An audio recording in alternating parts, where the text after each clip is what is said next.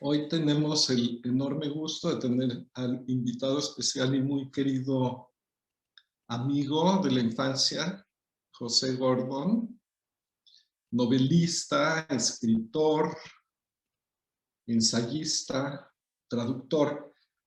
Su trabajo en la televisión fue calificado por el escritor Augusto Monterroso como dignificante de los programas culturales de la televisión. Entre las entrevistas de programas especiales que ha realizado, cabe mencionar Jorge Semprún, Francisco Toledo, George Steiner, Carlos Fuentes y Amos Oz.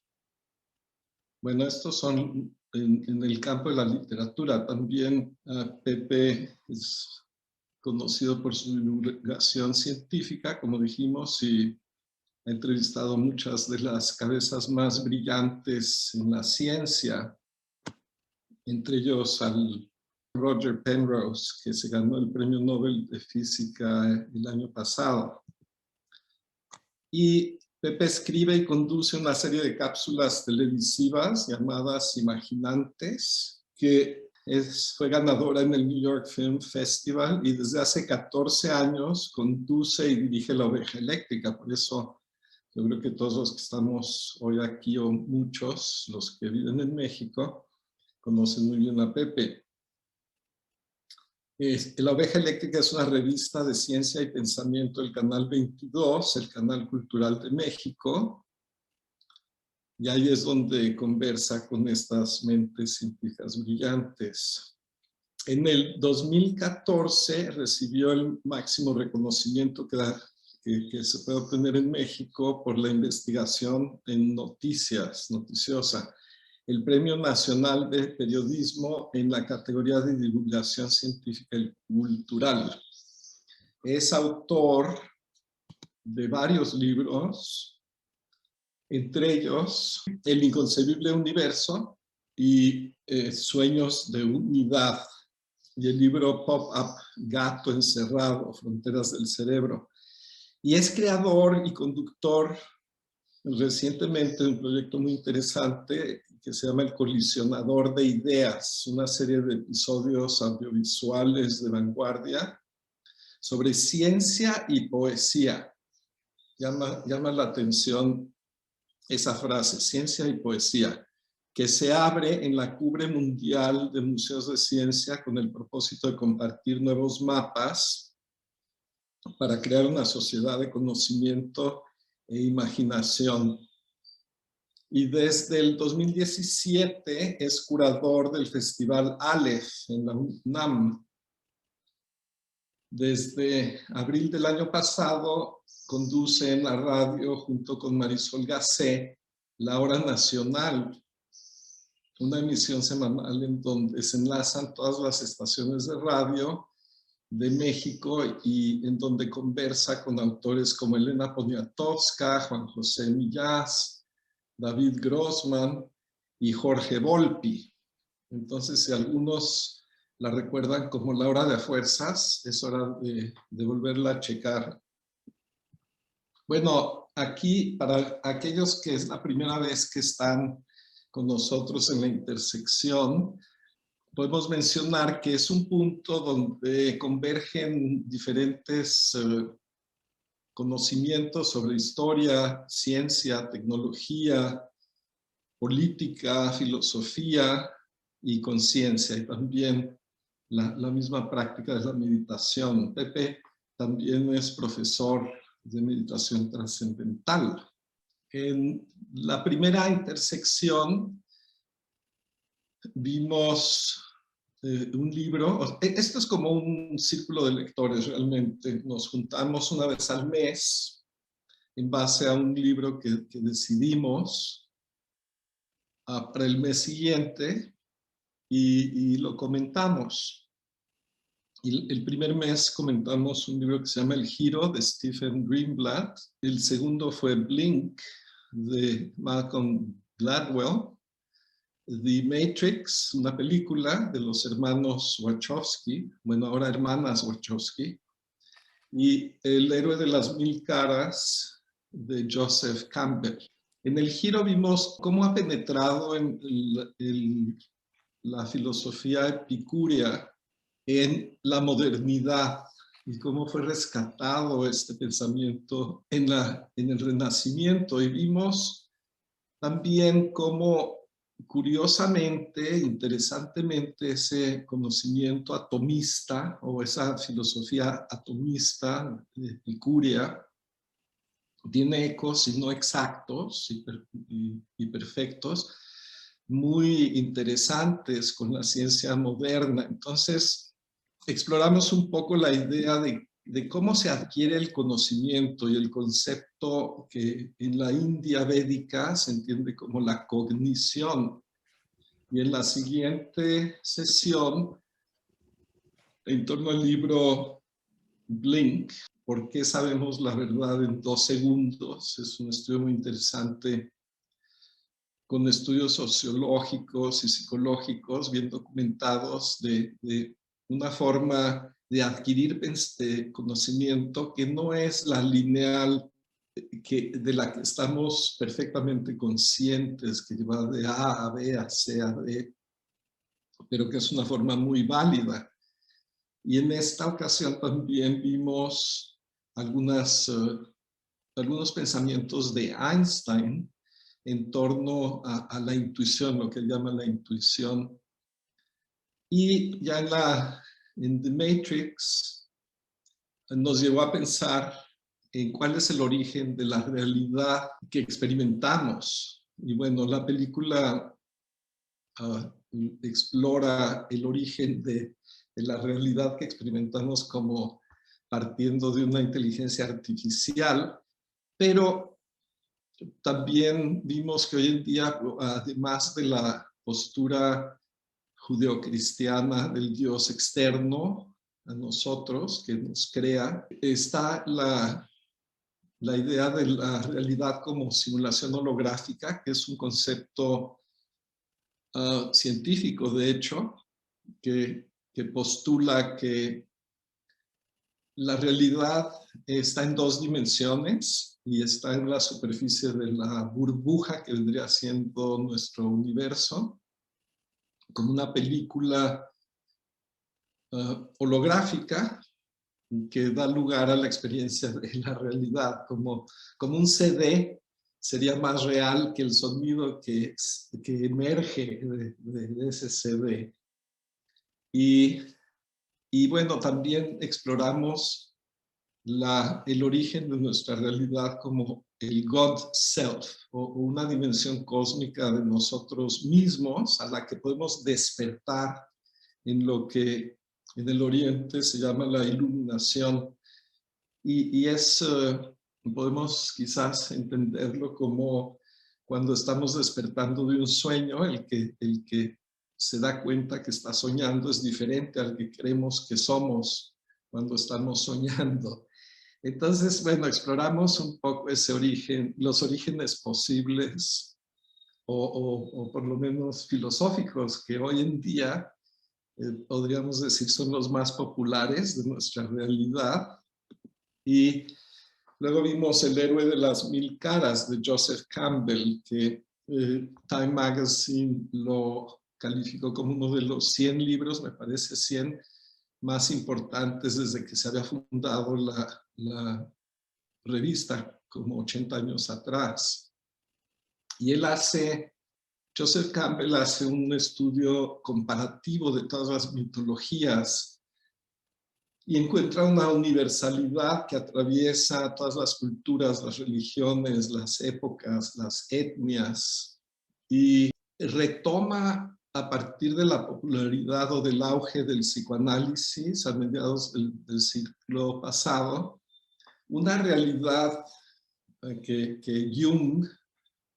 Carl Jung llama arquetipos, que existen de sí mismos, que se expresan ya sea individualmente en los sueños o en los mitos colectivos, y que es un lenguaje simbólico necesario de entender e interpretar, porque es el único lenguaje a través del cual estos procesos psicológicos y de conocimiento se pueden expresar.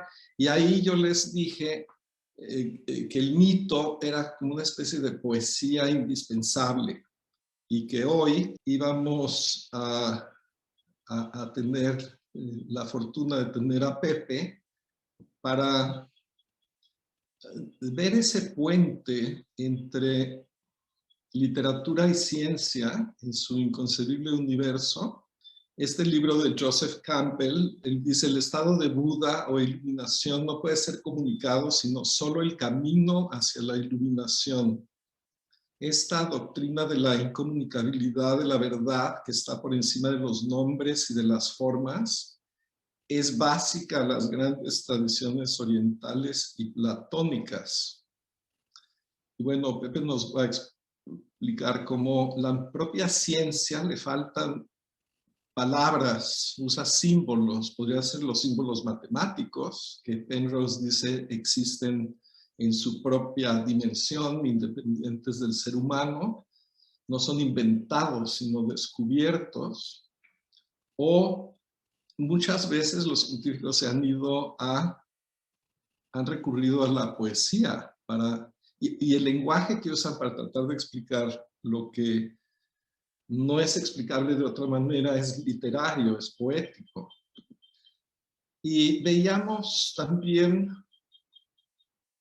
ya como culminación de este resumen de lo que es la intersección, algunos de los eventos más importantes de los últimos 100 años. En los últimos 100 años hay eventos como la Gran Depresión en los Estados Unidos, la Segunda Guerra Mundial, luego la Guerra Fría, el triunfo occidental con la caída del muro de Berlín y el colapso de la URSS. Y eso estaba sucediendo cuando están habiendo innovaciones en física y se generó la bomba atómica. No podemos separar los avances científicos y tecnológicos de los eventos, de algunos de los eventos de estos últimos 100 años. Ya quizás más cercano a nosotros podemos decir que encontramos ciertamente en los últimos años un aumento del populismo, tanto de izquierda como de derecha, ligado en mucho al fracaso de la economía de mercados en resolver la inequidad y viene este concepto del 1% de gente que acumula una proporción mucho mayor de riqueza. Y a nivel de tecnología y de ciencia, tenemos dispositivos o eventos, digamos, fisiológicos. A nivel colectivo tenemos la aparición de dispositivos personales, de las redes sociales, del calentamiento global, de las pandemias, una hace 100 años, otra ahora. Y eso está sucediendo cuando hay una intersección de conocimiento que es relativamente nueva entre la física, la neurociencia, la biología y la teoría de la mente, el entendimiento de la conciencia.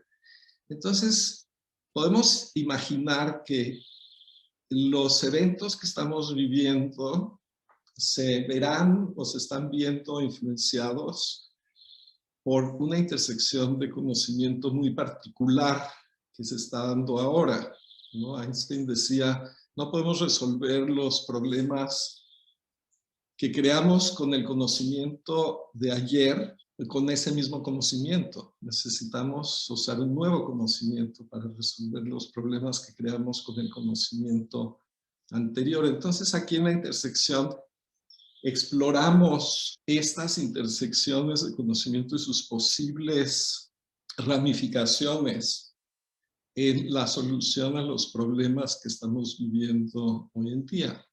Muy bien. Entonces, con el gusto de tener a Pepe, y muy cool por estar con nosotros el día de hoy, Pepe, gracias.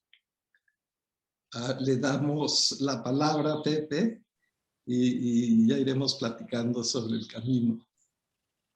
muchas gracias, querido Benny. La verdad es un gusto, pero es un gusto encontrarnos con todos ustedes. Bueno, además, con Benny, como ya lo había planteado, nos une una amistad muy profunda que habla precisamente del misterio de la unidad y de cómo todos estamos entretejidos. Yo les quiero decir que la primera vez que me encontré a Benny fue una ocasión muy especial. Yo venía de Córdoba, Veracruz, y estaba haciendo una transición de vida muy importante. Llegué a la Ciudad de México y prácticamente no conocía yo a nadie en la nueva escuela en la que iba a tomar clases en la Ciudad de México. Y ante una situación en donde un maestro de repente me empezó a preguntar ciertas cosas que yo no tenía idea de los contextos de lo que estaba hablando. Recuerdo que alguien se levantó y le explicó al maestro, esto estábamos hablando en primero de secundaria, y le explicó al maestro que yo venía de la provincia mexicana. Y la verdad eso fue muy hermoso porque eh, se dio lo que algunas veces se conoce como amistad a primera vista. Ese es un término que utiliza un poeta que se llama Eliseo Alberto, la amistad a primera vista. Cuando alguien nos toca, cuando tocamos a otros, y que nos habla precisamente de ese inconcebible universo en donde a pesar de las crisis que estamos viviendo, lo que deseamos es contactar con el otro, ver si estamos entrelazados de una manera más profunda. Y eso es precisamente lo que constituye un sueño de unidad, un sueño, una búsqueda por saber si en el fondo, de alguna manera, todos estamos interconectados. Y este sueño, que es el sueño de Joseph Campbell, el sueño de tratar de ver los hilos distintos que en diferentes culturas comunican a través de símbolos esas mismas búsquedas, esa misma idea de que detrás de las culturas que nosotros vemos, detrás de los lenguajes diversos, tal vez está pulsando la misma realidad. Ese es el sueño de unidad, el sueño que buscaba Joseph Campbell, pero que también buscaba Borges, el sueño que buscamos incluso hoy en día todos nosotros. Creo que esto vale la pena decirlo. En medio de los confinamientos en los que todos prácticamente estamos obligados a vivir, resulta que el mayor sueño que tenemos hoy en día es el sueño del abrazo. Y resulta que el sueño del abrazo es el sueño de la unidad, que se vuelve más deseable en estos días. A lo mejor no nos dábamos cuenta que lo estábamos deseando y hoy como nunca creo que nos empezamos a percatar de esto. Hay un libro muy interesante de el novelista David Grossman que justamente arranca con esa idea. Es un libro que supuestamente es para niños, pero que a mí me parece fantástico porque ahí hay una reflexión filosófica profunda a la vez que sencilla.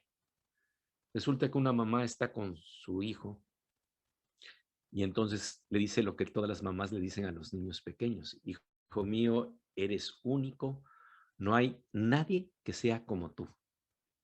Y el niño, que al principio se siente halagado porque le están diciendo esto, de repente, como es muy inteligente, se da cuenta que si no hay nadie como él, entonces está irremediablemente solo. Y entonces le dice: no hay nadie absolutamente como yo, no, no, no. Y entonces empieza a decirle a su mamá: pero entonces, ¿quiere decir que tú no eres yo? Y entonces ella le dice: sí, todos somos distintos. Le dice: pero no te preocupes, mijo, de todas maneras nos queremos. Pero entonces el niño le dice: sí, pero tú no eres yo. Estás sintiendo la soledad radical. Y entonces la mamá le empieza a explicar que cada expresión de vida en la naturaleza tiene sus diferencias. Todos y cada uno de nosotros somos distintos. Y entonces le enseña a las hormigas que están por ahí en el jardín Y le va diciendo cómo, aunque parezcan iguales, cada hormiga tiene su peculiaridad. Y en un momento dado le dice que, sin embargo, a pesar de que todos somos distintos, hay algo que se inventó para tratar de ver si podemos unirnos. Y eso se llama el abrazo. Y entonces la mamá abraza al niño y en ese momento los dos sienten el pulso común que está latiendo en sus corazones. El niño entonces sonríe y la mamá le dice, para eso se inventó el abrazo. Y bueno, creo que con ese abrazo todos estamos soñando.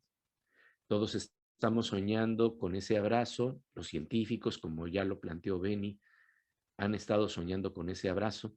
Y quiero mostrarles algunas imágenes que están conectadas con estas búsquedas, este sueño de unidad, que vamos a ver que afortunadamente, a pesar de las crisis que vivimos, tiene posibilidades de colmarse, tiene posibilidades de que realmente podamos ver que el sueño no se queda en ese nivel, ¿no? Voy a empezar a compartir eh, algunas imágenes que creo que van a ser interesantes en este contexto. Este es el libro que justamente en donde estoy plasmando estas ideas que he ido recogiendo durante muchos años y que tienen que ver con búsquedas que han hecho científicos, pero también poetas, y que es la búsqueda del abrazo. Fue el sueño de Einstein también. El sueño de Einstein de que detrás de todo lo que nosotros vemos pudiera existir un campo unificado de todas las fuerzas de la naturaleza. El problema para Einstein es que este sueño no lo pudo lograr. De hecho, porque, entre otras cosas, desconoció algunos de los avances más importantes que se estaban dando en el conocimiento de lo más pequeño de lo pequeño, que se conoce como el mundo de la física cuántica. Y este era un mundo al que Einstein no penetraba. Y para tratar de unificar todas las fuerzas de la naturaleza, tendría que haberse también planteado la posibilidad de hablar de esto. Y al lado del sueño de Einstein, de tratar de ver si todo está unificado, Borges tenía también este mismo sueño. De hecho, es muy interesante ver cómo ese sueño de Borges tiene que ver con encontrar una esfera tornasolada de intolerable fulgor a los pies de una escalera, en donde todos los puntos del universo se encontraban en un solo punto. Y me encontré con algo verdaderamente fascinante con el escultor Sebastián, un escultor mexicano reconocido hermosamente por Roger Penrose como un pensador de vanguardia, un artista de vanguardia que sabe plasmar en sus formas geométricas estos hallazgos en donde todo podría estar dentro de todo. La idea de que de verdad pudiéramos tener un abrazo de todas las formas y geometrías de la naturaleza, ese es el sueño de Einstein, también ha inquietado a los grandes artistas. Y entonces vean, en este momento les voy a compartir cómo crea un maravilloso cubo que cuando se abre nos va abriendo a otras posibilidades y entonces uno dice qué interesante cuántas formas se pueden encontrar dentro de un cubo, pero vean cómo se va transformando el cubo de maneras maravillosas y de repente lo que va a pasar es que en un momento dado va a salir una sorpresa porque uno dice que qué fantásticas formas las que están dentro de un cubo, como si todo estuviera ahí dentro de la naturaleza, todo integrado en un solo punto. Y entonces, de repente viene algo que es completamente mágico. ¿De dónde salió esa estructura? ¿Cómo quedó oculta dentro de la realidad? A eso se dedica el arte y eso se dedica la ciencia, a volver visible lo invisible, lo que no era aparente y que conecta todo lo que nosotros apreciamos. Ese es el sueño de la unidad plasmado visualmente. Borges también lo trató de plasmar. Y entonces les voy a compartir una pequeña historia que hicimos en un minuto, hermosamente animada, que tiene que ver con ese sueño de encontrar debajo de unas escaleras en las calles de Buenos Aires una una figura que es como una especie de holograma cósmico que contiene todos los puntos del universo, todo concentrado en un solo punto, el famoso sueño de la unidad. Entonces vamos a escucharlo. Esta es una pausa para romper los límites del pensamiento. A principios del siglo XX, un niño jugaba con unas piezas que venían junto con un libro del matemático Charles Hinton. Prometían la experiencia de la cuarta dimensión. Este niño se llamaba Jorge Luis Borges. Podemos imaginar que descubrió cómo sería su rostro en el futuro y cómo, al entrar a una nueva dimensión, encuentra una maravillosa esfera. Borges escribirá sobre ella en un cuento llamado El Aleph, que habla de un punto que, como en un holograma cósmico, contiene todos los puntos del universo. Vi el populoso mar, una plateada telaraña en el centro de una negra pirámide, un astrolabio persa, la violenta cabellera de una mujer, el inconcebible universo. Todo comienza con un niño que rompe los límites de la imaginación y nos permite asombrarnos con el Aleph de Borges a la vista. Y bueno, ese es el mismo sueño de Stephen Hawking que se empezó a formular en términos de la teoría del todo. Esto es muy interesante porque fracasó el sueño de Einstein, no pudo ver culminado el sueño. Y sin embargo, otros científicos retomaron la estafeta y, como estamos viendo, los artistas también han estado tratando de imaginar ese nivel tan básico de la vida en donde tal vez todos podríamos estar comunicados. De ahí precisamente surge de Borges este término del inconcebible universo. Cuando nos asomamos a ese nivel de la realidad, realmente es algo que rebasa todos los límites de nuestra percepción.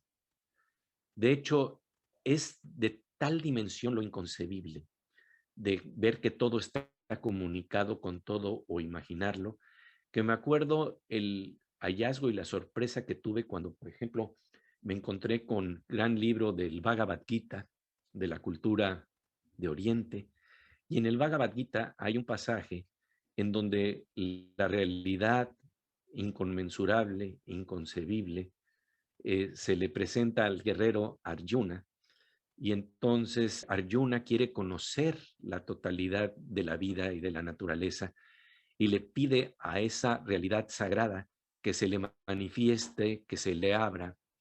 Y cuando esto ocurre, realmente al ver todo lo que se abre simultáneamente, llega un momento en que Arjuna dice, no puedo con esta visión, por favor regrésame a la realidad de siempre, en donde veo las cosas cronológicamente, en donde no veo que todo está tan abigarrado, todo tan lleno todo está dentro de todo.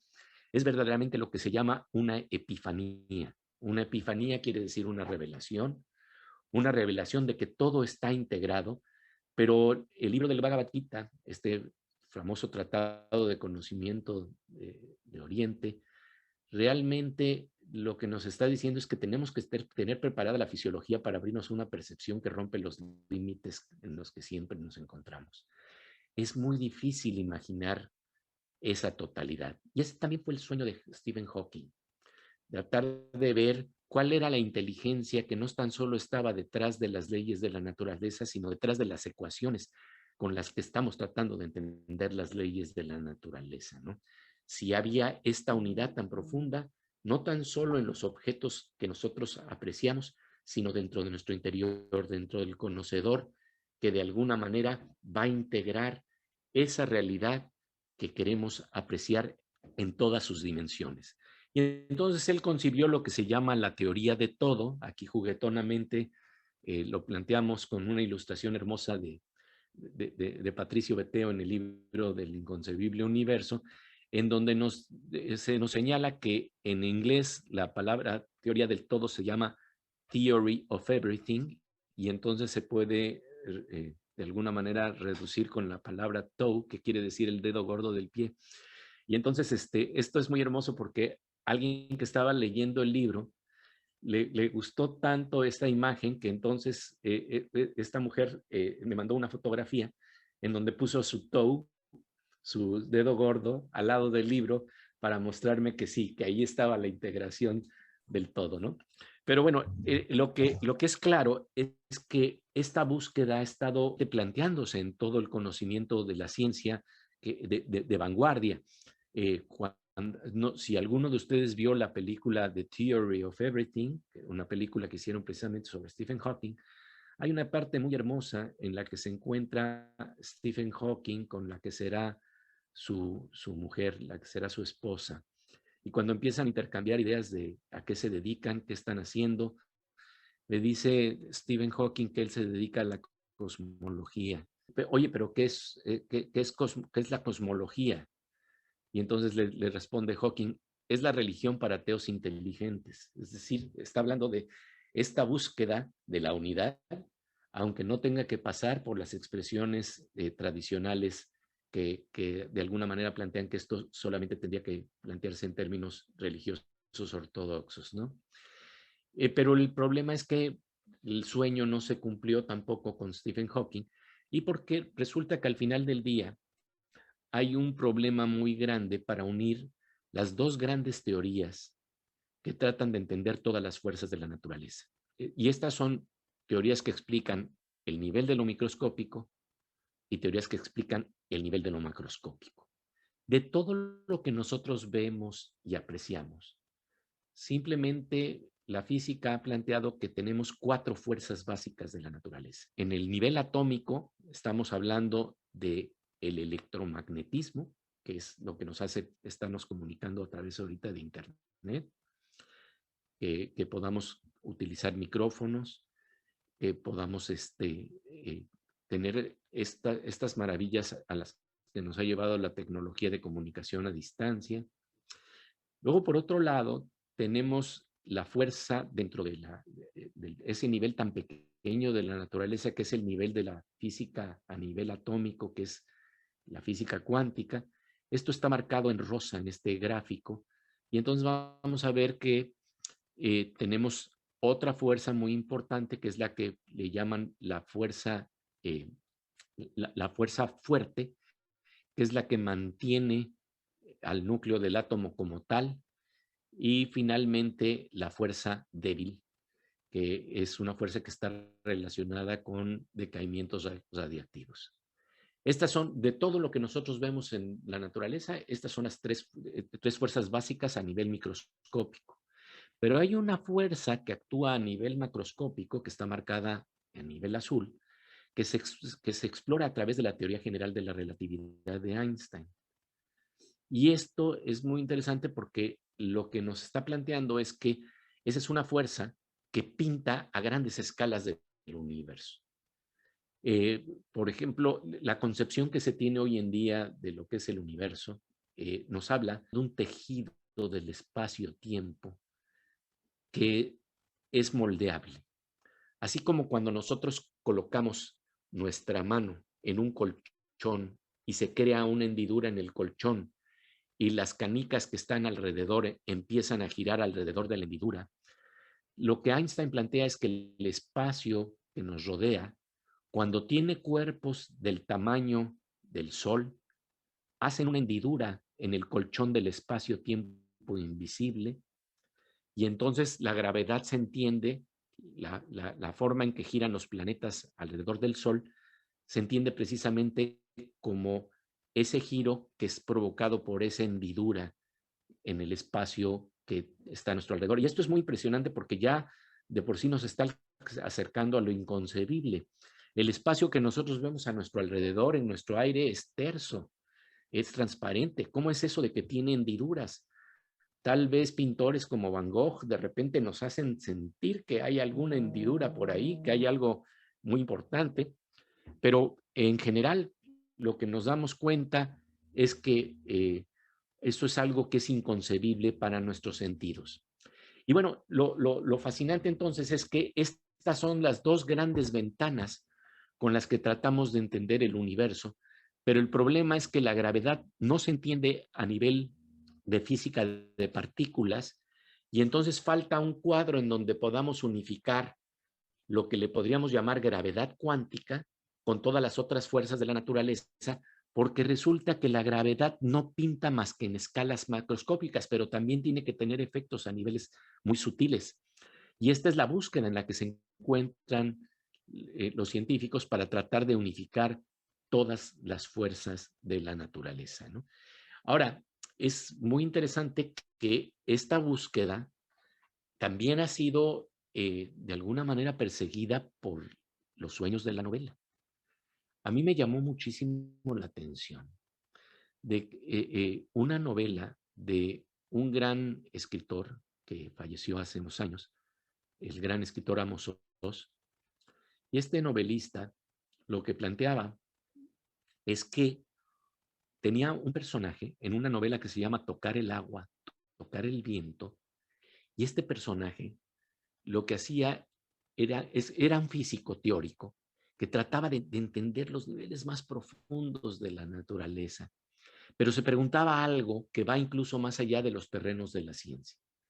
Él decía, si se van a unificar todas las fuerzas de la naturaleza, entonces no tan solo tengo que unificar el electromagnetismo y la gravedad, sino tengo que también entender cómo eso se vincula con la fuerza de la pasión y con la fuerza del deseo.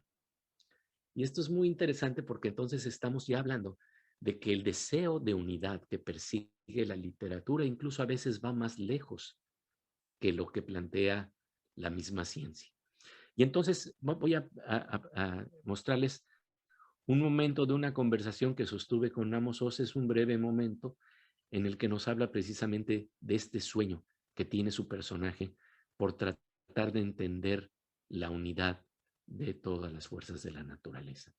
En el libro tenemos una serie de códigos bidimensionales que junto con un celular hacen que el video brote de las páginas del libro.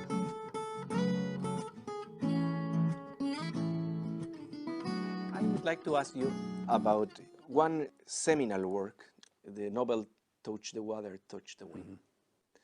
Because in that novel, maybe there is the whole world that you are going to explore. In that novel, you are interested in doing something or stating something that has to do with mate music. Can we talk about it, please? In this novel, I experimented in erasing the line between mathematics and music. I wanted to create a character, a visionary, a dreamer, who can combine together the quality of mathematics and the quality of music, which are very close to each other. They belong in the same family. And I think what links mathematics with music is rhythm and harmony. Rhythm and harmony. So Touch the Water, Touch the Wind is a novel about math music. It's about harmony. It's about dreaming. And in this novel, you explore a theoretical physicist. It's very interesting because Yes. we nowadays have discovered Higgs boson, Yes. and it had to ring something to you, no? Yes. Well, sounds vaguely familiar because my character resolves one of the paradoxes of mathematical infinity, which I have never dreamt of resolving, of course. But he resolves it in a way that I don't understand. He does. This means that you have also interested in things of science or trying to understand that, for example, in science and in physics, they are trying to grasp the unity of the universe, because what your character tries to do is really to understand a deep level of unity in the universe that could explain everything. And nowadays, this is the temptation in physics, but it's still not related to music. This has been the temptation for a long time. Certainly Einstein had this temptation to find an all-embracing theory which will explain everything. He didn't quite succeed in this. Is there such a theory or not? I really don't know, but I would love to think that there is. Will they find it in my day? Probably not. Will they ever find it? I don't know. But I like the idea that such all-embracing theory is possible because it is a comforting idea. It is essentially a religious idea. It's not about God, it's not about synagogue, it's not about church, but it is a religious idea. It's secular spirituality in a sense. Yes. Creo que hay algo muy interesante que se ha tocado, porque ahí está el sueño del abrazo. una teoría que lo abrace todo. No tan solo estamos buscando cuerpos que podamos abrazarnos, sino teorías que lo abracen todo. Y este es el sueño que ha estado acompañando a la física, pero también a la literatura, el sueño de Campbell, el sueño de todos nosotros que en estos momentos estamos buscando el abrazo y que tal vez estos días de confinamiento nos están llevando a entender que no es nada más el abrazo de nuestros queridos amigos, sino es también el abrazo de nuestro entorno para precisamente resolver las crisis, porque el problema es que si nosotros nos vemos aislados y no nos damos cuenta que estamos comunicados más profundamente con lo que nos rodea, corremos el peligro de que identificamos nuestro ser con nuestro cuerpo. Y la invitación que nos están dando algunas de las teorías más avanzadas de la ciencia es a darnos cuenta de que todo puede estar comunicado con todo, como lo planteara Heráclito de Éfeso. Heráclito de Éfeso decía que la verdadera sabiduría consistía en saber que todo está comunicado con todo. Abramos el micrófono para quien te quiera hacer comentarios o preguntas. Cuando mencionaron cómo se conocieron, lo que tuvieron esa amistad instantánea, pues es realmente una amistad cuántica, un entrelazamiento instantáneo, simultáneo. Así es, querido Jack. Fíjate que de eso vamos a hablar al ratito. Vamos a hablar del entrelazamiento cuántico y de cómo son las teorías más recientes que están tratando de tejer la unidad, pero a mí lo que más me gusta es esta idea de que de verdad está, decía Eliseo Alberto, que quien no ha entendido la amistad a primera vista jamás entenderá el amor a primera vista. Y esto está relacionado precisamente con abrir la percepción para darnos cuenta que estamos más comunicados de lo que nos imaginamos, ¿no?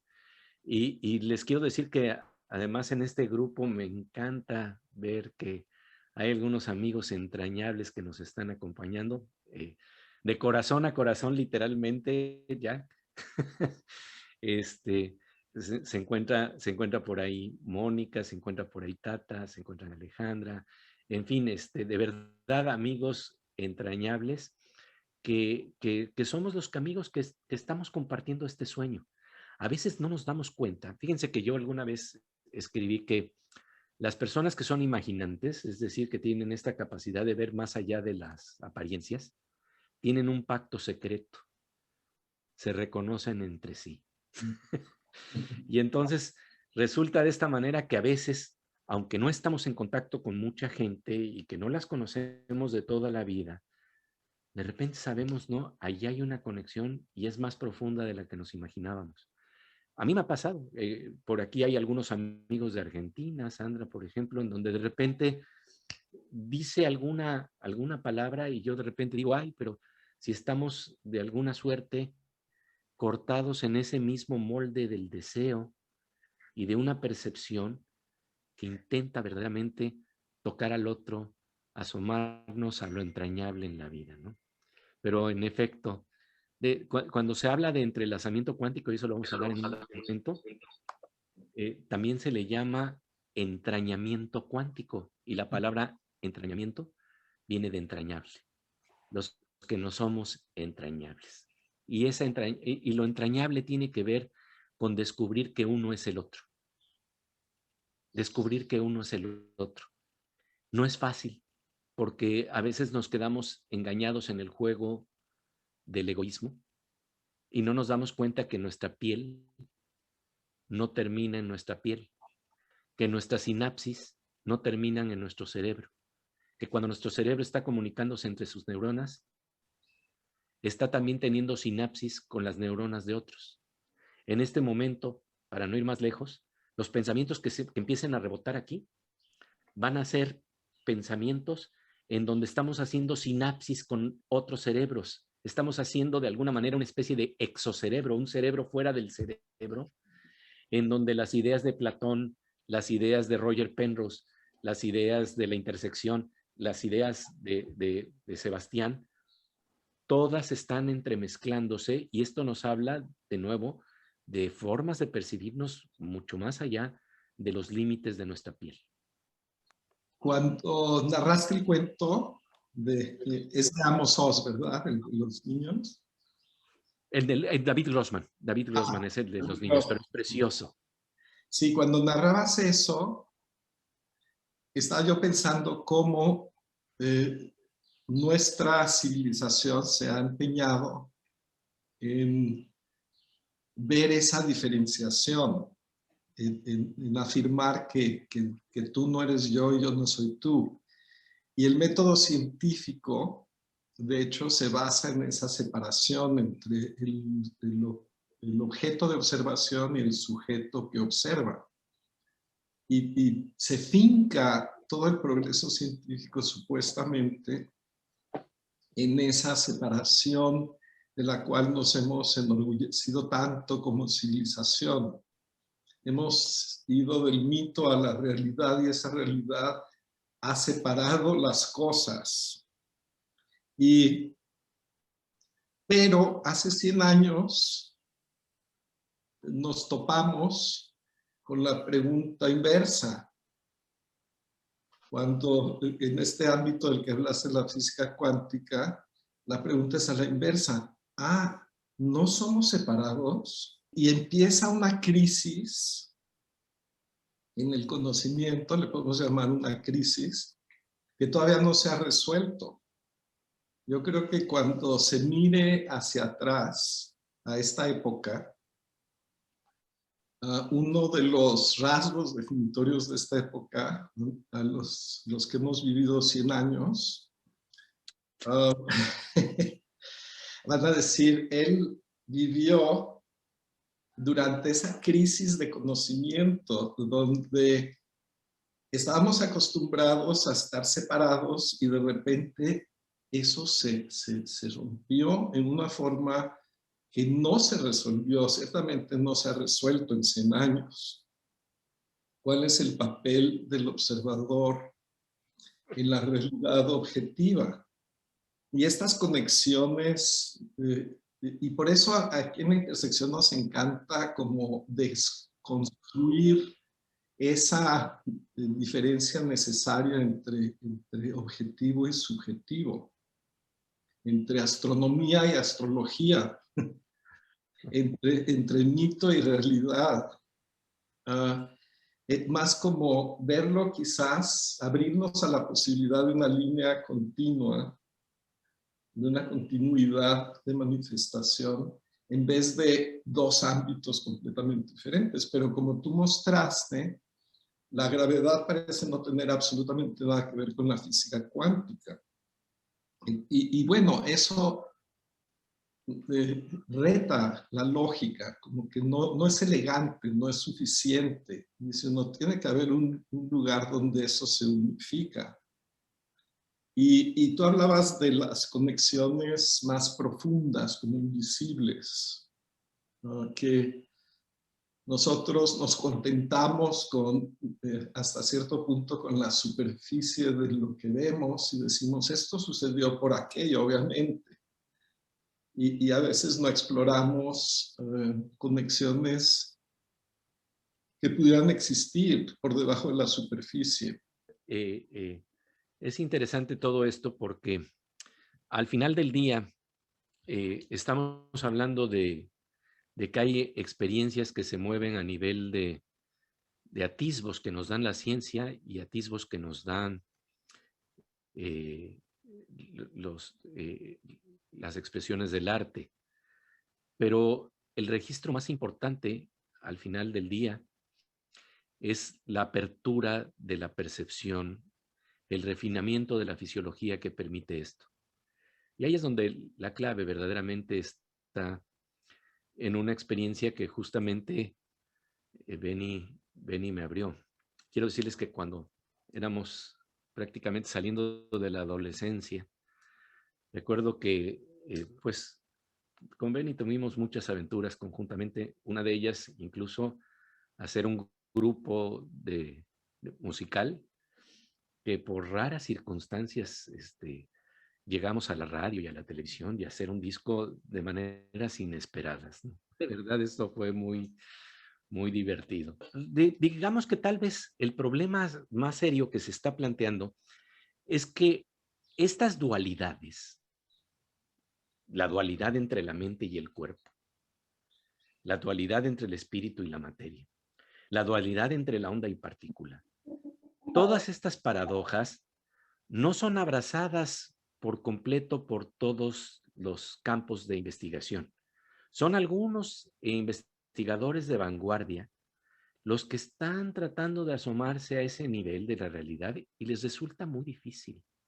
Resulta muy difícil porque abrazar las paradojas es difícil. Y lo que nos está planteando la ciencia es que, por ejemplo, si tienes un determinado experimento, a veces la realidad que estás investigando se te muestra como onda. Y si tienes otro experimento, la realidad que estás investigando se te aparece como partícula.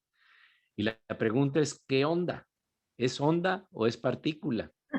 Y bueno, resulta entonces que hay investigadores tan interesantes como el científico Niels Bohr, que planteaba que se ha tenido que introducir un principio que se llama complementariedad. Y la complementariedad quiere decir que a veces se comporta como partícula y a veces se comporta como onda, pero esto rompe toda la lógica que nosotros conocíamos.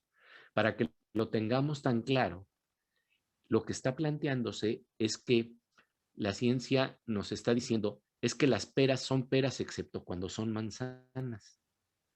Cuando estamos hablando de eso, realmente quiere decir que en ese nivel más profundo de la realidad, en ese nivel de física de partículas subatómicas, la naturaleza tiene comportamientos que son muy extraños, que la lógica no puede abrazar.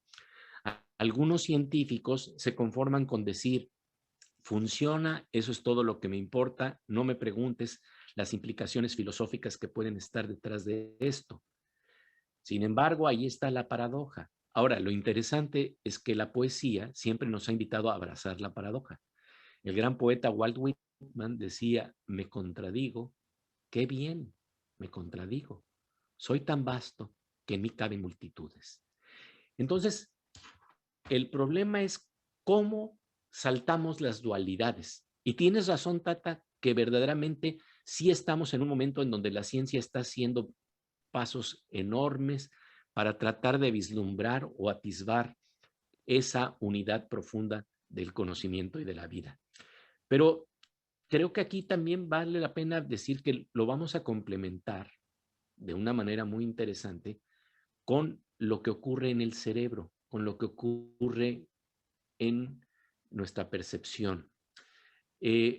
Yuval Harari, uno de los grandes historiadores y pensadores de hoy en día, planteaba que el problema es que hemos concebido al ser humano, Homo sapiens es igual a Homero Simpson.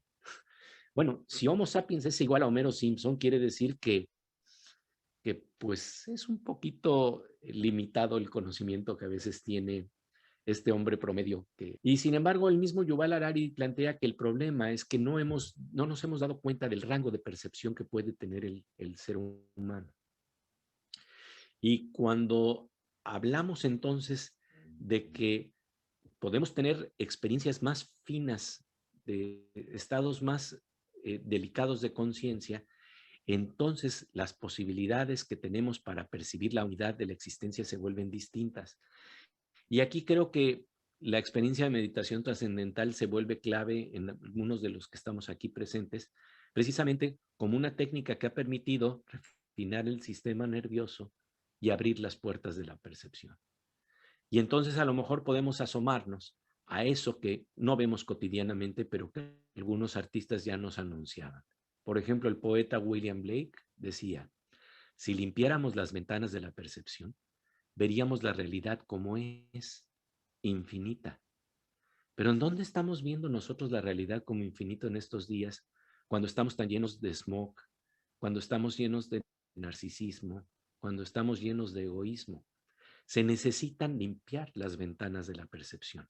Y esa es una tarea que se complementa con la depuración de la fisiología.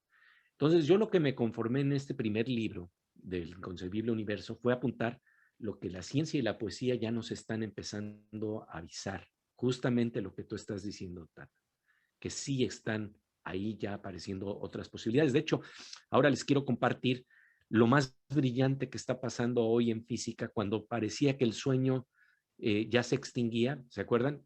Einstein tuvo el sueño, se le extinguió, no lo logró. Vean cómo Amos Oz nos lo planteó. Ahí está el sueño, no sé si lo veré en mis días, pero es un sueño muy hermoso. Stephen Hawking buscó el sueño, tampoco pudo. Y cuando ya estamos pensando que el sueño se desvanece por completo, entonces entra una teoría revolucionaria, que es la teoría de cuerdas, que quiero nada más detenerme en algunos momentos de esto, y con esto, después de que planteemos esto, terminaremos la charla, haremos preguntas, haremos comentarios, pero vean qué hermoso lo que quiero compartir en este momento con ustedes, porque tiene que ver precisamente con esto que estamos planteando. Nos quedamos en que no se podía integrar lo más pequeño de lo pequeño y lo más grande de lo grande, ¿no? Lo más grande de lo grande, en donde estamos viendo precisamente este colchón invisible del espacio-tiempo. Pero a nivel de partículas, ¿no puede haber mini hendiduras o sí? Y esa es la búsqueda de la ciencia. La gravedad es una fuerza extremadamente débil. Tan débil que con un pequeño salto le ganamos a toda la fuerza de la gravedad de la Tierra. O sea, nosotros decidimos dar un saltito y le estamos ganando a toda la fuerza completa de la gravedad de la Tierra. Entonces es por eso que la gravedad pinta solo con cuerpos del tamaño del Sol, de tamaños de estrellas, que entonces hacen estas distorsiones. Pero es de esperarse que hay una continuidad del tejido del espacio-tiempo desde lo más grande de lo grande hasta lo más pequeño de lo pequeño. Y aquí entonces entra el sueño de las supercuerdas. El sueño de las supercuerdas, que nos va a plantear en principio que todo lo que vemos, todas las fuerzas de la naturaleza, tienen que ver con vibraciones de una sola cuerda que cuando se expresa en diferentes formas nos da como resultado todas las partículas y todas las fuerzas de la naturaleza. ¿Y cómo se va a lograr esta?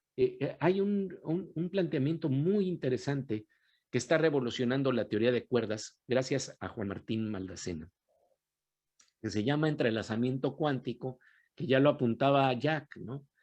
En el nivel de las partículas subatómicas, resulta que hay un fenómeno extraño que rompe la lógica de lo que siempre vemos. En la física cada vez se están descubriendo más dualidades. La dualidad onda-partícula. Y aquí vamos a encontrarnos con un pensamiento muy, muy extraño. Resulta que aquí estamos viendo cómo las partículas que están completamente separadas podrían estar conectadas. Si han interaccionado entre sí, las podemos separar a niveles lejanísimos y siguen conectadas. Aunque una esté en China y otra esté en México, a nivel de partículas subatómicas, dos partículas que han interaccionado entre sí podrían seguir interaccionando. Y esto lo quise ilustrar con una historieta que hice junto con mi amigo Micro, un gran ilustrador. En 1982, el físico Alan Aspect realizó un experimento que demostró lo siguiente. Cuando dos partículas han interactuado entre sí, y aquí lo están viendo en esto que le estamos llamando bailando con las partículas, resulta que si una tiene un giro para arriba, la otra responde con un giro para abajo y viceversa.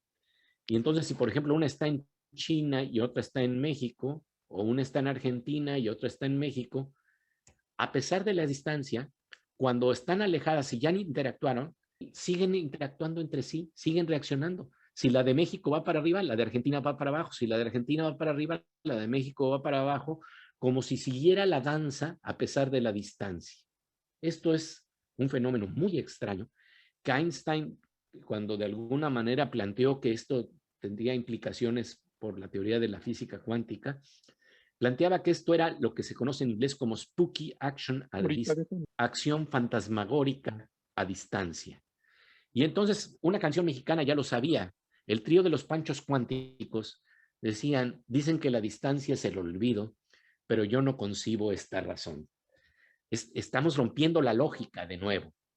Y entonces esto sucede entre partículas subatómicas. ¿Podría suceder entre nuestros cuerpos hechos de átomos? Y entonces el gato de Schrödinger, que es Schrödinger es con CH en este caso porque está tropicalizado, le responde a la otra ser, la ciencia no lo sabe, pero el amor lo supone. Es decir, a veces intuimos que esto puede ser así.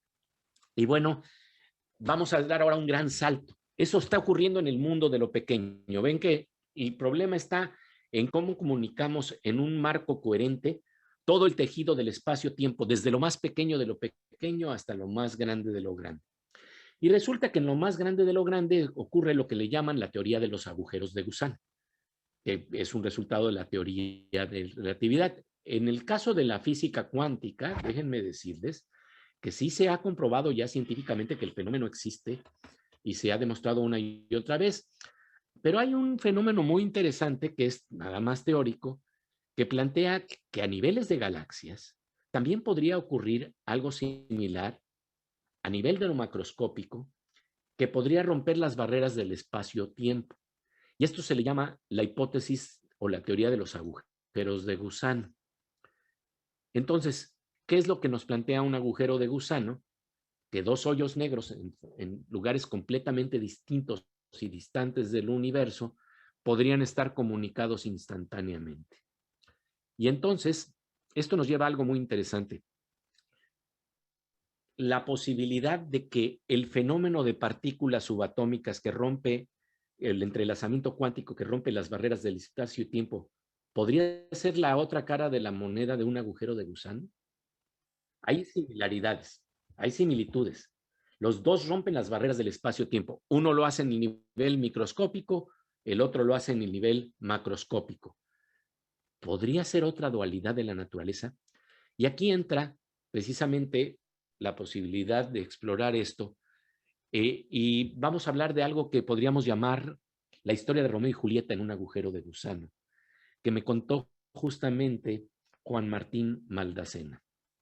Y entonces vean cómo este gran científico argentino que está trabajando en la Universidad de Princeton y que es considerado una de las mentes más brillantes de nuestro tiempo, trató de explicarnos un poquito esta idea de cómo podríamos estar entrelazados a nivel de agujeros de gusano. Fíjense nada más qué hermoso lo que plantea.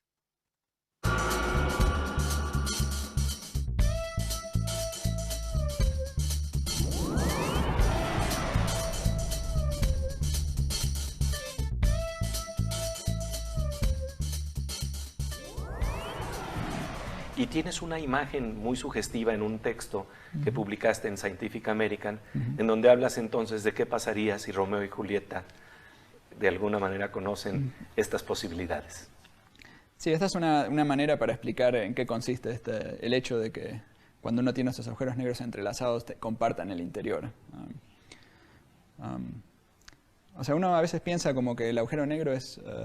uno tiene un agujero negro y tiene su interior, y acá tiene un agujero negro y tiene su otro interior. Lo interesante de esta geometría es que el interior es compartido entre los dos agujeros negros. Entonces, pero por otro lado no se puede mandar información de un lado al otro. Entonces uno se pregunta, bueno, ¿en qué sentido es compartida? Entonces para eso pensemos en una historia. Entonces la historia es una historia en el futuro, donde hay dos familias que están muy peleadas entre sí, y el hijo de una familia se enamora con la hija de la otra familia, Romeo y Julieta. Pero las familias están muy enemistadas y mandan a Romeo, a Romeo lo dejan aquí en nuestra galaxia y a Julieta la mandan a la galaxia Andrómeda, muy lejos, millones de años luz de aquí. De manera que no puedan tener ninguna relación.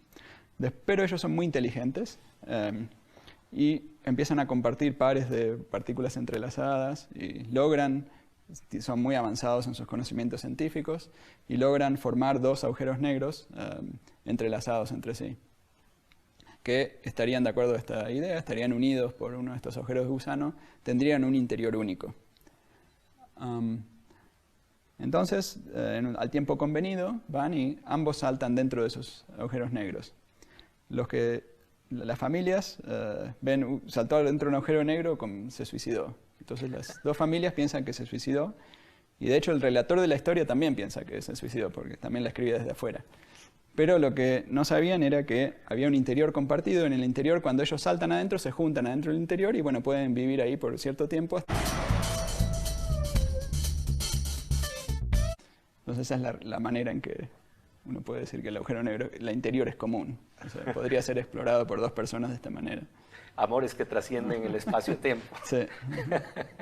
Oye, y bueno, esto es interesante porque el entrelazamiento cuántico se vuelve entonces básico para tratar de entender cómo se forma la geometría del espacio-tiempo. Claro, lo que este ejemplo nos diría es que el entrelazamiento es muy importante para entender la geometría. También hay otros indicios de eso, hay otras fórmulas que la gente, que otros científicos han explorado y todo, en donde el entrelazamiento tiene que ver con la geometría. Una forma poética podría decir que el entrelazamiento cuántico son los hilos que tejen la tela del espacio-tiempo. Los hilos que tejen la tela del espacio-tiempo. Entonces, con la teoría de cuerdas, una gran revolución que está planteando Maldassena es que está planteando que la dualidad de lo microscópico y lo macroscópico podrían ser dos caras de la misma moneda. Que ese fenómeno que rompe las barreras del espacio-tiempo en el nivel microscópico es la otra cara de la moneda de lo que sucede a nivel macroscópico en los agujeros de gusano. Esto verdaderamente es hermoso. Les quiero decir que hay varios ejemplos. Esto le llaman la teoría de la correspondencia holográfica. Y hay todo un diccionario de Maldassena que está comunicando varias dualidades, pero les quiero decir algo que me pareció muy interesante.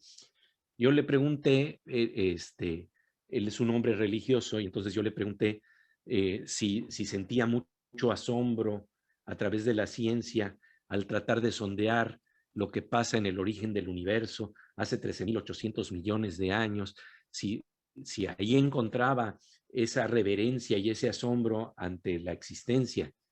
Y entonces de repente me dijo, ¿pero para qué ir tan lejos?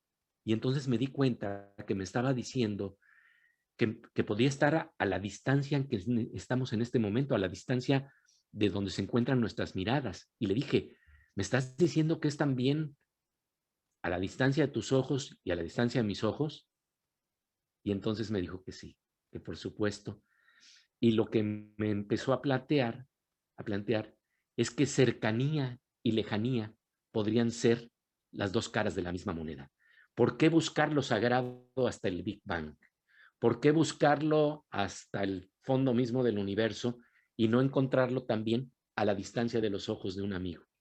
Y esto es muy interesante porque de nuevo nos está planteando esta necesidad del abrazo, de verdad descubrir que ahí estamos más vinculados de lo que nos imaginamos. Fíjense que hay experiencias cotidianas en donde nos damos cuenta de esto.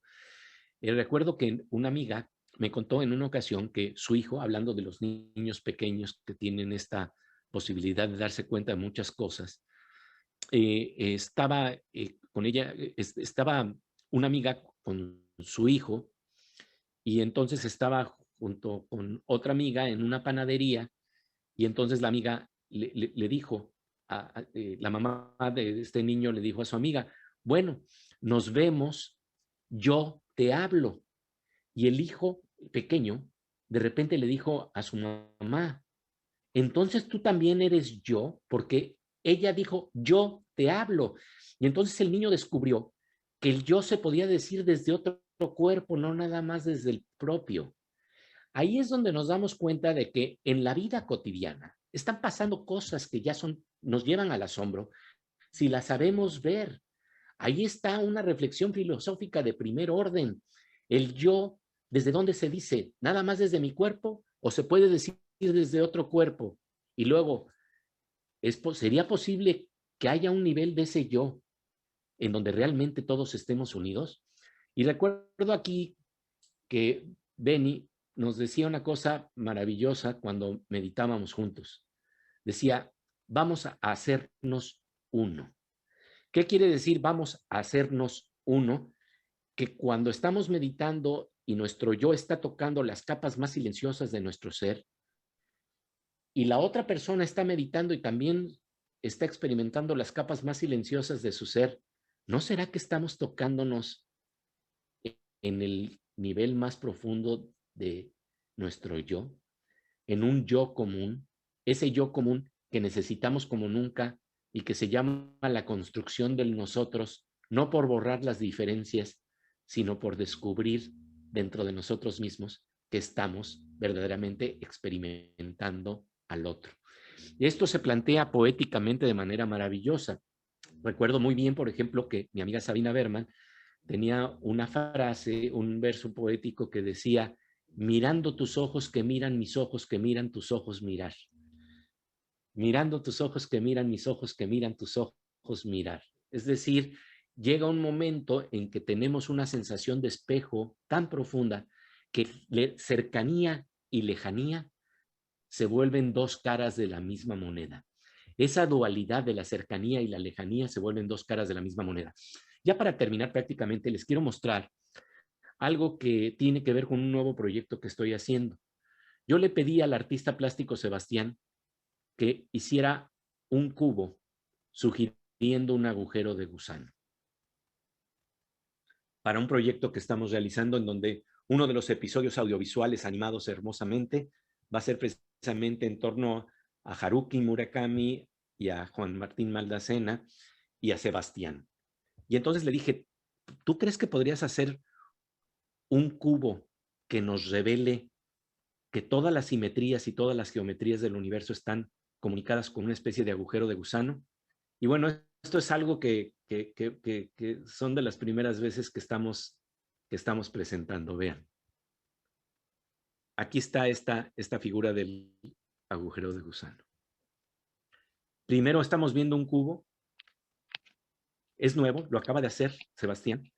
Vean cómo se está moviendo el cubo. Se abre en formas distintas, maravillosas. Además nos los animó. Y de repente, sorpresa. Sale de ahí esta estructura de color dorado que representa el agujero de gusano. O sea, el cubo se volvió a cerrar y cuando se volvió a abrir, nos reveló que en sus entrañas había una geometría que comunicaba todas las otras geometrías dentro del cubo. La verdad estamos muy emocionados con esto porque va a pasar, va a ser parte de un episodio audiovisual maravilloso. Y lo que les quiero decir es que cuando yo le dije, oye, Sebastián, ¿cómo quieres que le llamemos al cubo? Me dijo, ponle el nombre que tú quieras porque es tu proyecto. Nos lo regaló de verdad de una manera muy generosa. Y vean precisamente cómo se oculta el cubo con una serie de imanes que nos hablan precisamente de toda esta búsqueda de lo inmanifiesto que se vuelve manifiesto, porque estamos hablando de tocar lo invisible, de volver visible lo invisible.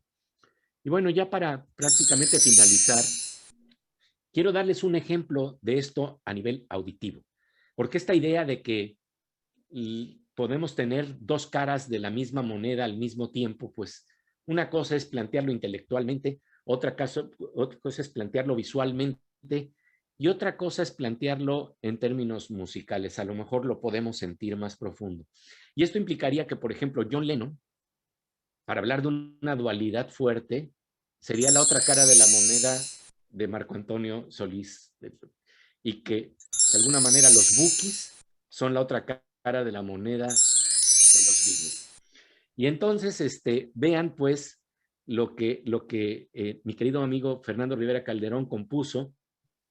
Nos pusimos a cantar juntos esto, pero creo que va a ser de verdad divertido porque es sentir la dualidad en la música y luego ver si de alguna manera por ahí encontramos un abrazo. Veamos lo siguiente. Te voy a cantar una canción, una cosa insólita, la unión entre John Lennon y Marco Antonio Solís, el Buki. A ver qué te parece. Claro que sí. Es el universo una cosa muy extraña, un capricho, una avenida interminable de algún dios. Hay muchas estrellas y galaxias y hoyos negros y también enanas blancas y otras cosas más extrañas. Son criaturas misteriosas, no sé si del rayo verde o ballenas de otros mares. Están ahí mirando, querido. Y frijoles con arroz. Es el universo universo como un verso sin anverso ni reverso y sin esfuerzo se desdobla en espiral. Todos lo sabrían si encontraran estas cosas que te ponen estresada y te hacen decir cosas de las que te arrepientes, porque nunca falta un güey que ahí te está periscopiando y te sube a las redes. Y la cosa se acabó. 1, 2, 3, 4. Pero recuerda, nadie es perfecto y tú lo sabrás. Tal vez 1000 cosas mejores tendrás, pero un cariño sincero jamás. Vete olvidando de eso que hoy dejas y que cambiarás por la aventura que tú ya verás. Será tu cárcel y nunca saldrás. Y ay, gurú de Iba.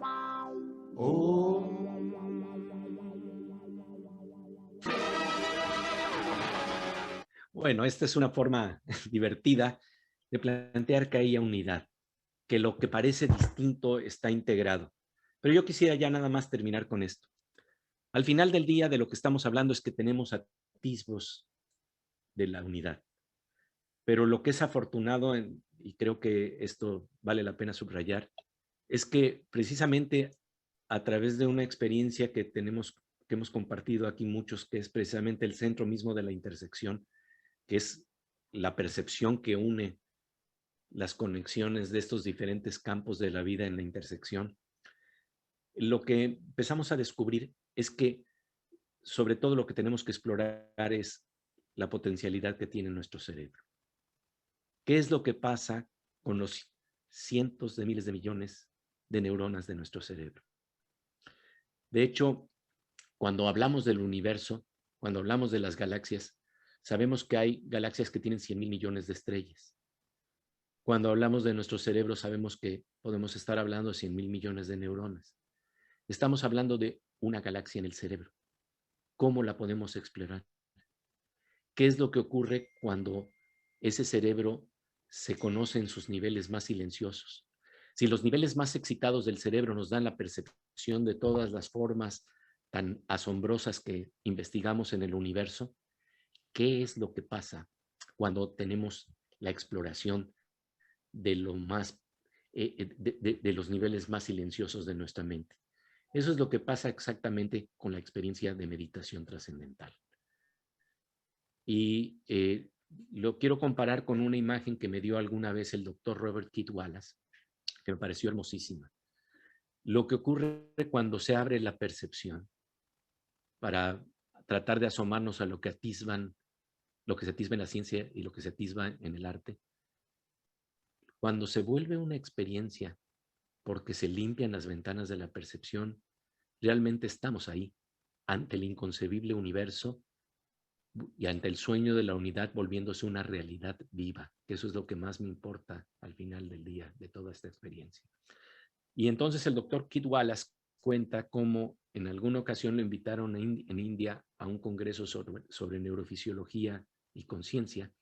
Y cuando terminó el congreso, entonces se fueron a las montañas de los Himalayas y estuvieron en Katmandú y rentaron una barquita, compraron un cometa, en México les llamamos papalotes, un hermoso cometa de color rojo, y entonces se metieron a la barquita y estaban navegando y de repente estaban maravillados por lo que estaban viendo, por las montañas que los rodeaban, que las montañas estaban llenas de nubes.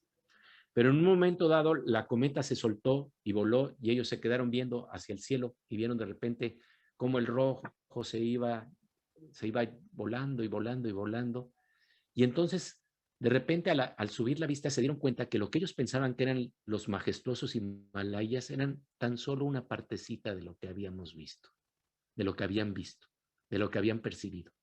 Y eso es lo que creo que nos pasa a las personas que de repente estamos haciendo esta experiencia de refinar nuestra percepción con la meditación trascendental, un regalo común que muchos de nosotros tenemos aquí, que de verdad se abre la percepción y nos damos cuenta de que estos confines en donde nos sentíamos limitados en las paredes de nuestras casas, en las paredes de nuestros cerebros, en estos días, son nada más un momento de lo que es nuestra percepción, y que precisamente si queremos transformar las cosas, si queremos salir de las crisis que estamos viviendo, lo que requerimos como nunca es pensamiento creativo, pensamiento crítico, sensibilidad, empatía, pero también trascendencia. Si no tenemos trascendencia, nunca vamos a imaginar de qué tamaño es nuestro inconcebible universo. Y bueno, pues esto es lo que quise compartir el día de hoy con ustedes. Pepe, qué placer tenerte. Tu corazón transmite ese abrazo mediante el intelecto, ya sea cabalgando el intelecto o el arte de Sebastián o la poesía, y cumplimos el propósito de ver cómo necesitamos recurrir, no podemos prescindir del arte y de la poesía para captar algo que es inconcebible desde otras perspectivas. Yo creo que la humanidad estamos un poco en un periodo como antes de que la subcultura social introyectara el hecho de que es la Tierra la que está girando y no el Sol el que sale y se pone. Hoy en día vemos el Sol salirse y ponerse y no encontramos ningún conflicto interno en entender que en realidad ni sale ni se pone, sino que es la Tierra la que se mueve. Pero todavía hoy en día la unidad colectiva, podemos decir que es un sueño en el sentido que todavía colectivamente nos percibimos como separados unos de los otros, ¿no? En el futuro alguien quizás mirando para atrás va a decir, ¿cómo es posible? ¿Cómo es posible que cuando Maldacena estaba diciendo esto, al mismo tiempo que Maldacena estaba diciendo esto, ¿no? Pasamos por 4 años en Estados Unidos de otra concepción muy diferente, de cada quien jala para su lado y sálvese el que pueda. No vamos a trabajar juntos para el medio ambiente, porque si yo cuido el medio ambiente, no me puedo enriquecer más. Y mi propósito en este mundo es salvarme yo. O sea, la gente va a mirar para atrás y va a decir, ¿cómo es posible que no se daban cuenta que iban en el mismo avión? Que creían que los que iban en primera clase se iban a salvar cuando si el avión se estrellaba. Va a sonar tan absurdo como nos suenan a nosotros historias no sé, de lo que sea de los antiguos, que decimos pobres, no entendían las cosas como las entendemos hoy. Y sí, claro, Maharishi ha sido un visionario que ya está ese conocimiento ahí, pero no está en la subcultura, no está introyectado todavía en la forma de comportamiento de toda la gente en todos los lugares. Y yo creo que a lo mejor cuando cumplamos 108 años, porque ahora apenas cumplimos 100, más o menos, de que apareció la física cuántica, se termina esa como crisis del entendimiento de somos juntos o somos separados, sálvese el que pueda o estamos todos en el mismo barco. Y yo creo que es una etapa fascinante para estar vivo, y los que enseñamos meditación sabemos que la primera experiencia de la gente que aprende hoy en día es profundísima, comparable con la de muchos meses o años de meditación hace 20 o 30 años. Entonces, definitivamente Maharishi comenzó un proceso de elevación de la conciencia que está permitiendo que mucha gente tenga esa limpieza de los canales de percepción de forma espontánea, sin saber por qué o de dónde o cómo vino, pero la conciencia colectiva va elevándose. Pero sí, por lo mismo resulta muy extraño ver todavía esa prevalencia de no, yo jalo para mi canto, esto es mío, y salves el que pueda. Está al mismo tiempo esa contracorriente que está salvando al mundo entero, porque yo creo que eso es inevitable también. Esta expresión de por qué hay algo en vez de que no haya nada es la gran pregunta. La gran pregunta. Esa de verdad es la gran pregunta. Déjenme decirles que todas las búsquedas que hemos tenido, bueno, por lo menos en mi caso, me recuerdo muy claramente como a los 6, 7 años frente al mar y estaba solo. Y entonces me hice una pregunta en donde me anulé, porque pues, a veces uno es el que siempre está haciendo la pregunta en términos propios. Y la pregunta era, ¿por qué existe algo en vez de que no exista absolutamente nada? No estaba yo preguntándome por qué yo existía, sino si yo me anulaba, ¿por qué sí seguían existiendo piedras y por qué seguía ese ritmo del mar ahí? ¿Por qué sí había algo en vez de que no haya absolutamente nada? Bueno, quiero decirles que esa pregunta, pues a muchos de nosotros, los que estamos aquí presentes, nos ha acompañado, porque es verdaderamente buscar el pulso del misterio de la existencia en nuestras vidas, ese latido que busca ese niño cuando de repente se da cuenta que es un latido común del corazón de la mamá y del propio corazón. Es ese latido que me acuerdo como en alguna ocasión, cuando nos encontramos Ben y yo, les decía después de los años universitarios. En los años universitarios habíamos estudiado en la misma preparatoria y luego cada quien sigue su camino haciendo sus estudios profesionales, pero de repente aquí y allá nos encontrábamos y me acuerdo muy hermosamente cómo Benny me dijo, es que te quiero hablar de algo que descubrí. Y entonces me empezó a hablar de la diferencia entre la ola y el océano. Y yo no entendía mucho de lo que me estaba diciendo, pero me decía, es que mira, hay una ola, pero también está el océano.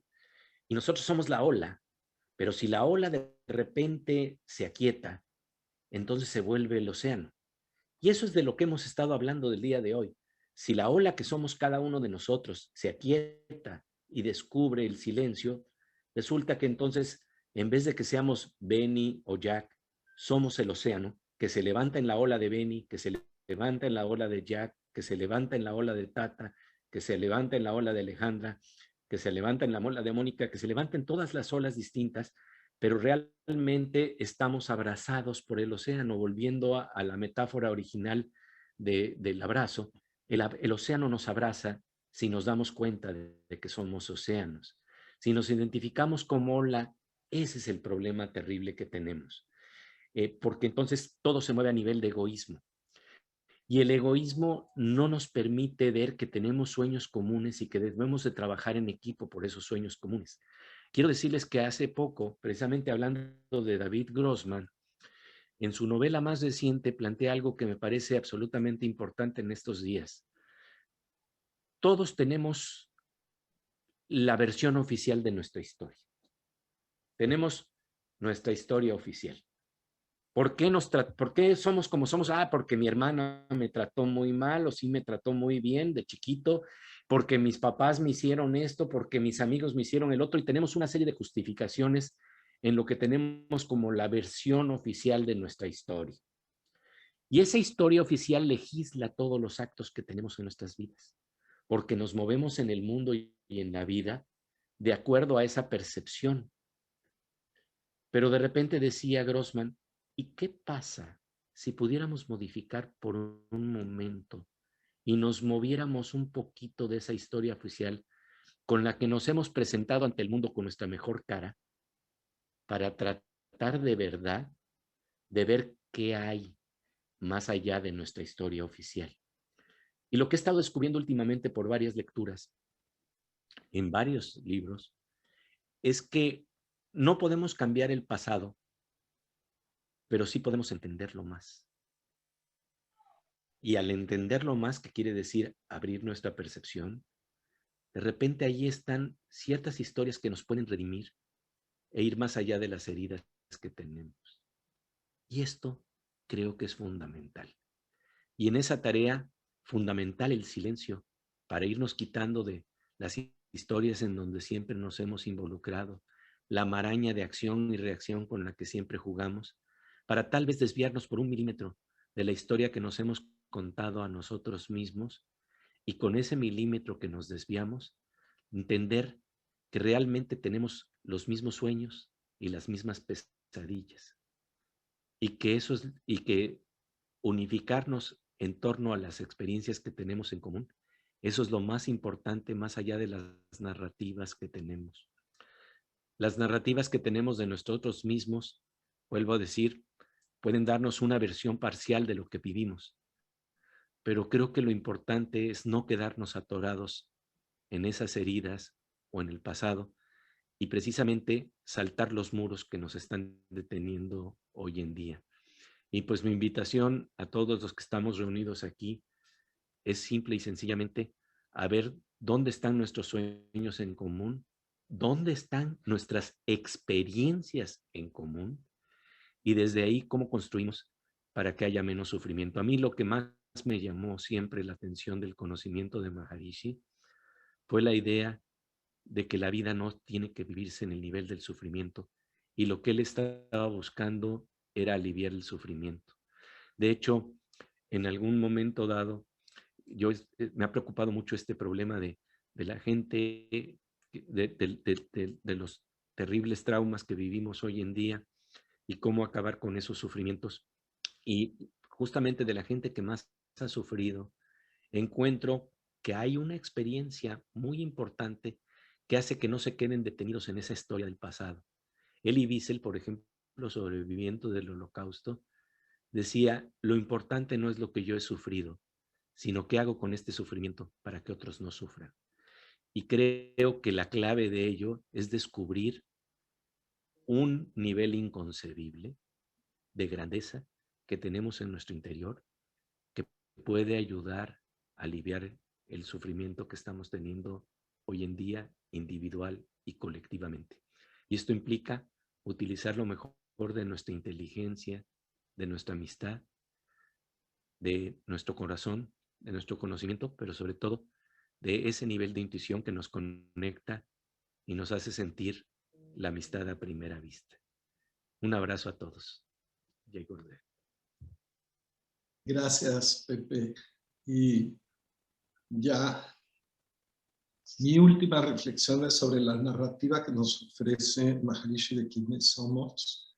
Somos el punto en el que decimos yo estoy pensando, yo estoy viendo, yo estoy queriendo, yo estoy buscando, yo es el punto en el tiempo y en el espacio en el que surge esa yoidad, y somos infinito.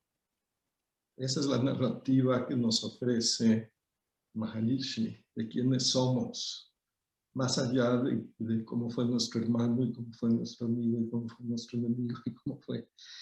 Y esa es la narrativa. Y yo me acuerdo de una conversación que tuvimos tú y yo en Tepeji del Río, donde decíamos que cuando se puede distinguir eso, entonces tienes toda la gama del conocimiento entre el punto del infinito, y a eso se le llama iluminación, porque nada está escondido.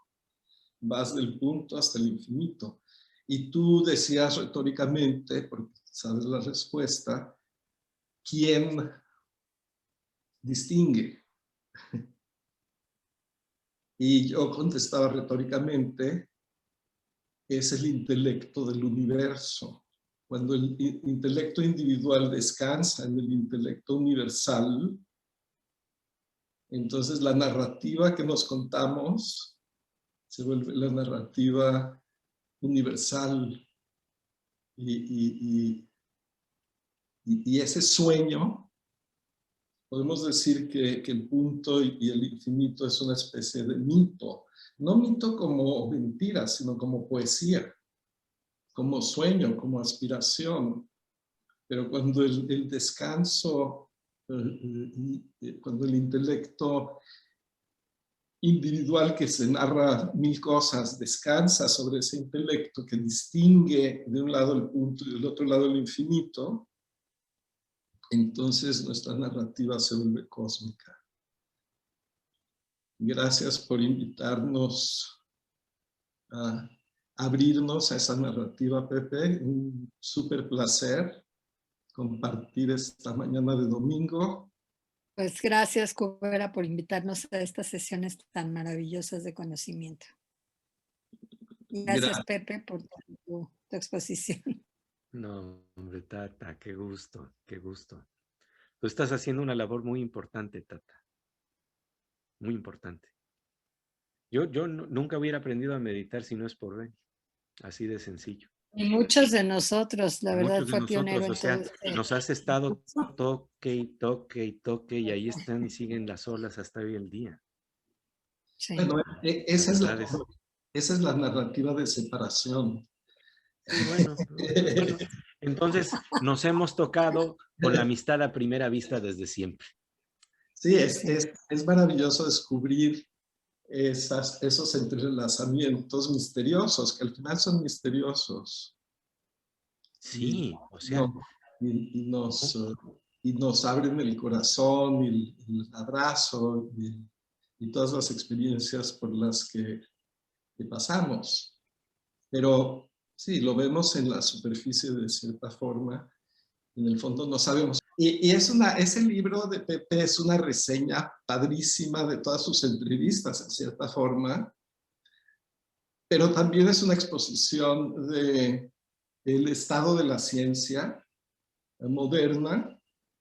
Bueno, hace 4 años, pero todavía sigue siendo muy vigente. A lo mejor vas a publicar una nueva edición. Y luego este puente a la necesidad poética para captar esas realidades que de otra forma retan nuestro intelecto y nuestros sentidos. Entonces sí se los recomiendo. Ya conocen al autor, cómprenlo en Amazon. Veces no les mando el PDF. Gracias a todos. Gracias. A Pepe.